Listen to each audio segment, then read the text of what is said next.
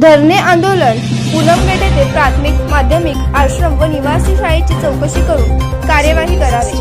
उपसंचालक इतर मागास बहुजन कल्याण सोलापूर सोनटक्के यांना निलंबित करण्यात यावे।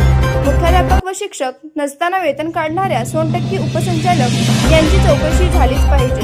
सोनटक्के उपसंचालक पदभार स्वीकारल्यापासून ते आज या गळ्यात केलेल्या कामाची दप्तर तपासणी करून व त्यांची शासकीय सेवेत रुजू होतानाची मालमत्ता व आजची मालमत्ताची चौकशी करून कारवाई करण्यात यावी। जय भीम।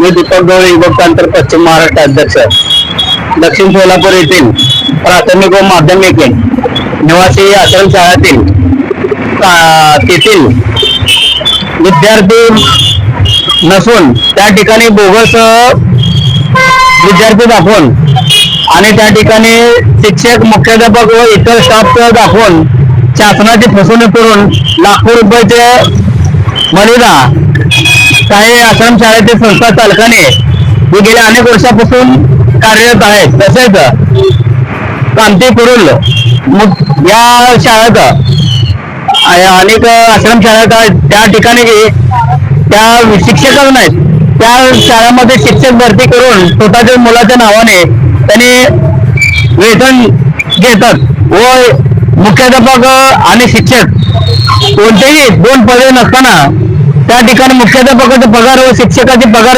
वेतन घेतले जातात, वादा केले जातात। हे संपूर्ण आम्ही संबंधित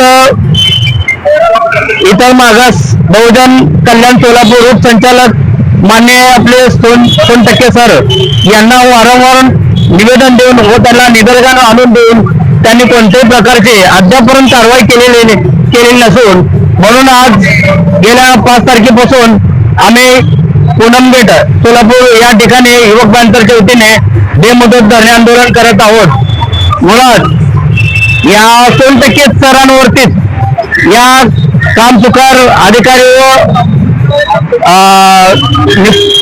चुकीच्या पद्धतीने कामाला कुठेतरी पाठीशी घालण्याचं काम हे सोनटक्के सर करत असल्यामुळे त्यांचेही